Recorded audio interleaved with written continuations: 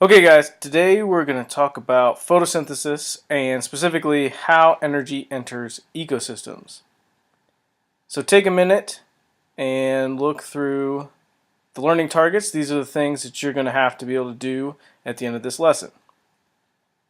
As a review, remember bonds store energy, enzymes control all reactions, they're affected by pH and temperature, and all energy in the ecosystem comes from the sun. Alright, so what is photosynthesis? Basically, it's just using the sun's energy to make food. And what we're going to say is it transforms energy. Because in reality, we can't make energy and we can't destroy energy. We're just transforming it. So in this case, I'm taking radiant or solar energy. And you may see these as either one. They're the same thing.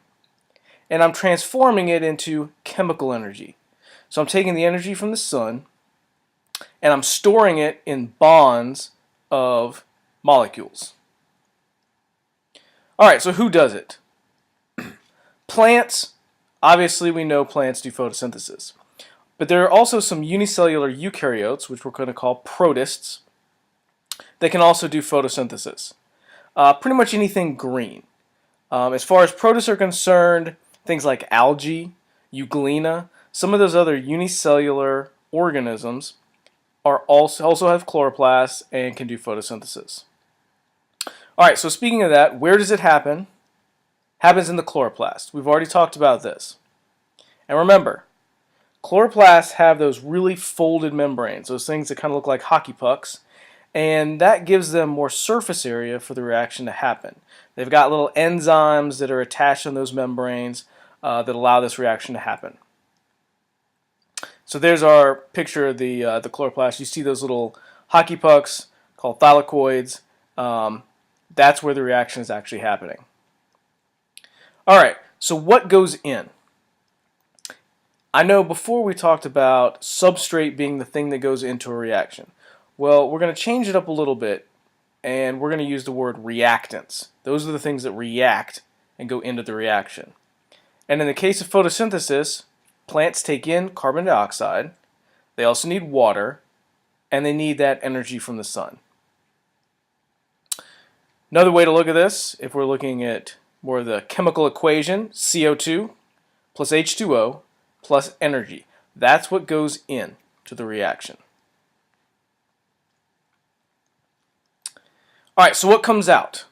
Well, we're going to still call this products. So reactants go in, products come out. And in the case of photosynthesis, it's glucose and oxygen. And if you guys remember from earlier, glucose is C6H12O6 and oxygen is O2. So we're taking carbon dioxide, water, and energy and we're making glucose and oxygen. And the glucose, that's our chemical energy. So you notice, if I'm taking carbon dioxide and water, which are CO2 and H2O, I'm actually breaking apart those molecules and sticking them back together to create this molecule of glucose. And so I'm storing all that energy in those bonds. So the way to remember this is really plants do the opposite of what you're doing. You are breathing in oxygen and breathing out carbon dioxide and water. That's why if you breathe on a mirror, it fogs up. Plants are taking in carbon dioxide and water and making oxygen.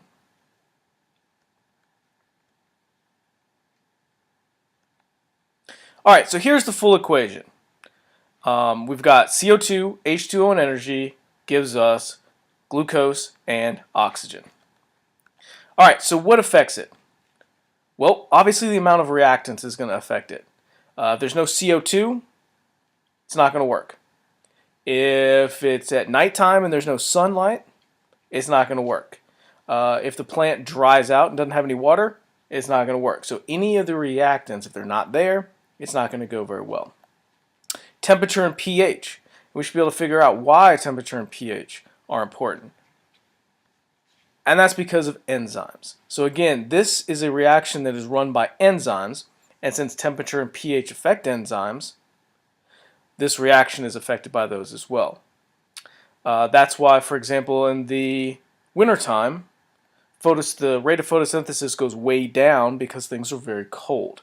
If plants get too hot, it can denature their enzymes, and this doesn't work. If the soil pH is wrong, then the enzymes won't work as well. So temperature and pH and the amount of reactants all affect this process. All right, so why is photosynthesis important? I think it's pretty obvious. Photosynthesis stores all the energy used by all living things. So if you are a human and you eat a hamburger, you're getting the energy from the cow, which got its energy from the grass, which stored energy from the sun. So if you follow a food chain all the way back, at some point you get to an organism that used photosynthesis to store energy from the sun.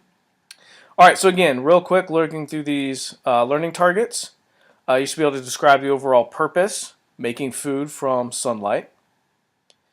Identifying the types of organisms that do it. We got plants and protists and pretty much anything that has a chloroplast. Organelles, so chloroplasts. Products and reactants. So remember the reactants, CO2, H2O, and energy. Products, glucose and oxygen.